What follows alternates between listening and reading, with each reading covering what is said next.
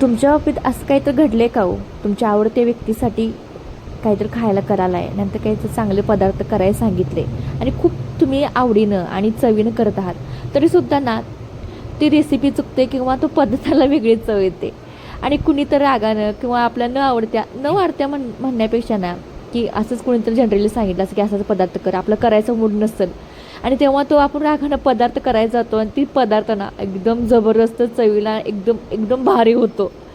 तसं तुमच्या बाबतीत घडलं आहे का? माझ्या बाबतीत तर सतत असं काहीतरी घडत असतं. तर असू दे, प्रत्येकाचं काहीतरी असतंच. आपण आज तयार करणार आहोत चमचमीत पावभाजी. फरमाईश होती माझ्या मुलगीची. खूप कामाची गडबड होती आणि बाजारातून जाऊन आलते नुकताच आणि मुलगीला पावभाजी पाहिजे म्हटल्यानंतर सगळ्या भाज्या गोळा केल्या, स्वच्छ पाण्यानं धुवून घेतल्या आणि चिरून घेतल्या. बटाटा घेतला दोन मीडियम साईजचे, वटाणे आणले येताना, गाजर आणलं, कांदा, टमाटर आणि हे भरपूर असे तुम्ही भाज्या बघितल्याच आहात. लसूण घेतल्या, लसणाच्या पाकळ्या आणि एक शिट्टी मारून घ्यायची कुकरला, म्हणजे सगळ्या भाज्या आहेत त्या ना एका शिट्टीमध्ये शिजल्या जातात.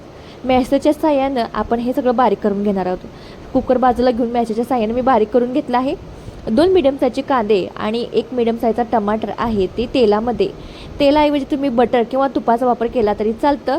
मी बटर आणि तुपाचा वापर नंतर केला आहे, म्हणजे त्याचा चव आहे ती खमंगपणे येण्यासाठी. कांदा आणि टमाटर छान असं थोडं जास्त करपून वगैरे घ्यायचं नाही, कच्चाच ठेवायचा, म्हणजे पावभाजी छान अशी फ्लेवरमध्ये येते. हे आहे ते आलं लसूण कोथिंबीरची पेस्ट आहे. ती कांदा थोडासा भाजत आला की त्यामध्ये ॲड करायचं. हाच खरी जादू आहे आल्या लसूण आणि कोथिंबीरची, त्यामुळे छान चव येते. थोडंसं पावभाजी मसाला घातला आहे आणि मला बीट भेटलं नाही बाजारामध्ये, त्यामुळे इथं मी कलरचा वापर केला आहे, लाल कलर.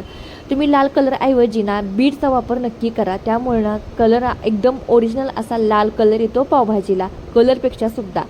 तर कलर घालून आणि ते सगळं थोडंसं पाणी ॲड करून ना हा सगळा मसाला आहे तो शिजवून घेतला आणि आपण जी मॅशरच्या साह्यानं असं पावभाजी बारीक करून घेतली आहे, बघू शकता आहे.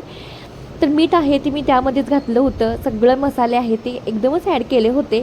सगळी माहिती मी डिस्क्रिप्शनमध्ये देणार आहेच, पण नक्की अशा पद्धतीनं करा. एका शिट्टीमध्ये 15 मिनिटात पावभाजी तयार होते आणि चविष्टसुद्धा बरं का.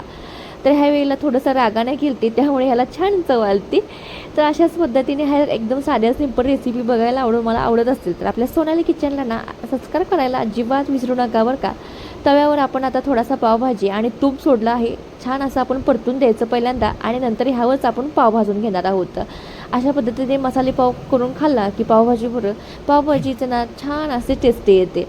किंवा काही लोकांना साधेच आवडत असेल तर साधं दिलं तरी चालतं. करपूस असा हा पाव उलटी पलटी करून ना भाजून घ्यायचा.